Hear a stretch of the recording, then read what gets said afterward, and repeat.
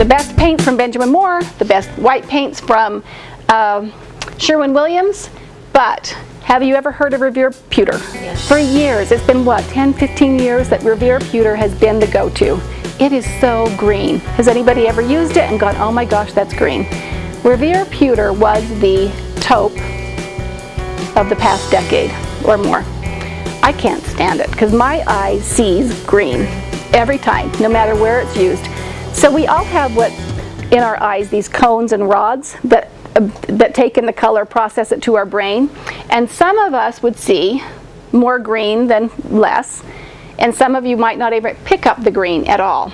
And so it's important that you take your color you're going to choose, make a board, or have a board made. I love Bennett's paint. Oh, Bennett's are so good. They make these boards for me. With them, I get the little sample of it. Under $10, I think I pay $9, and I get the board and I get my sample. So then I can take this with me, put it on the wall, watch it throughout the day, and see what the back color is to every color I'm considering.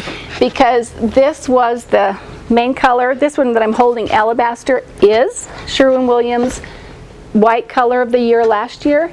It is my go-to. I start with this one. I love it. Doesn't always work, but I love it. So you have your favorites, and these are off of Pinterest, and I just think it's great, the best colors. But you need to take the time to get the board, to do the sample in your wall, and then see what the lighting does to it.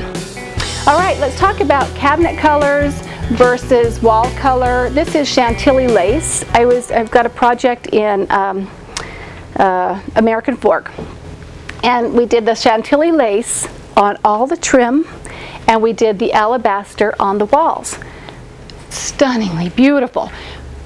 It's open, everything's got windows in there. It's just a gorgeous, gorgeous look. But let's talk about a situation like this.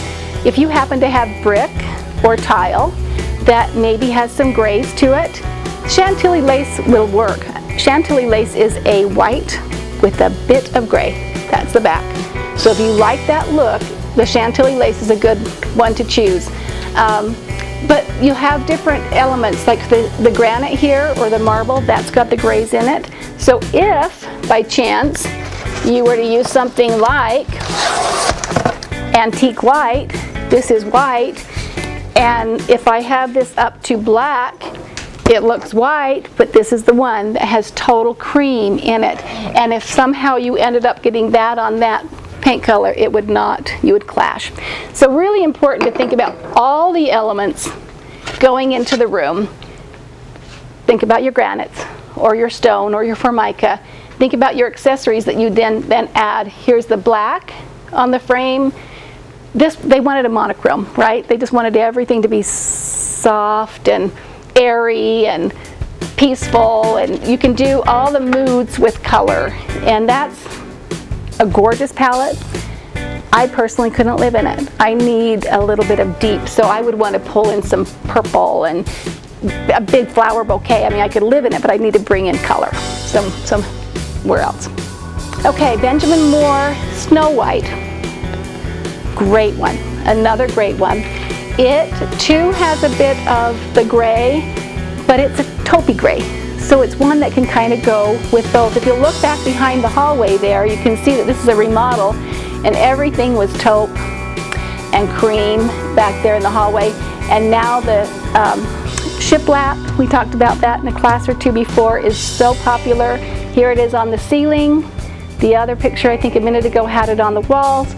Anyway, some whites, taupey whites, can coordinate with a cream, and you won't have to go down that hallway and change up everything. All right, now here's one with a blue back. The patriotic white, and the tile, this Alpine Air, and Saks is a more expensive tile, but you can get tiles from all groups. Can you see the hint of blue that's in the back of that? And grays have a lot of blue. Even when Jake was building his house several years back, He wanted like charcoal grays and granite grays, and we had gone with some Restoration Hardware colors that I pulled in that were really a little bit too blue for him. I picked them out. A little too blue for him, but your grays and whites will have a blue back. But gorgeous. There's nothing wrong with that. It's gorgeous. All right, now, can you mix them? Absolutely. Here's a picture showing. We have, this is really kind of that blue we were talking about just a second ago. Ice blue, white, gray, warm. So here, I think that every gray house needs to have warmth.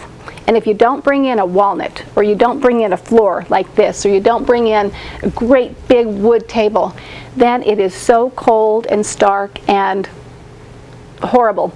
But it needs some warmth in there. It needs to get some brown. So if you are one that loves that white palette, think about what elements you can bring in. Here's even a buttermilk yellow that's working fine with the whites. You just do it strategically.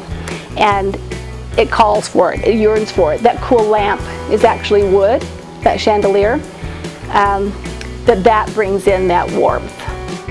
And here, so I just went to the Sherwin-Williams Color of the Year 2017 presentation last week. Oh, it was so great. I love it when I get to learn how the colorists that work with their next coming up year colors and where they get their inspiration. So this is very deep.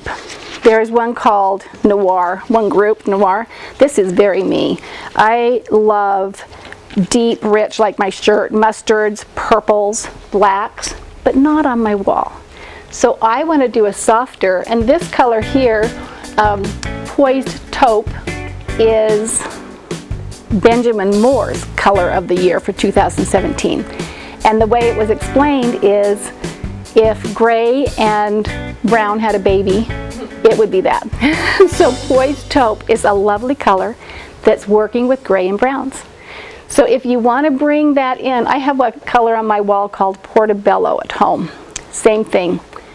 Grays and browns work. So then I can bring in all these deep patterns and textures into my house and furniture that's literally that color, and be so happy mixing cool and warm tones together. But that shows how that works. So here we've got the taupey, goes with the gray, goes with the white, bring in the earth, and then what you can do with your texture. And I'll talk a little bit more on furniture, but that's where you need to be careful.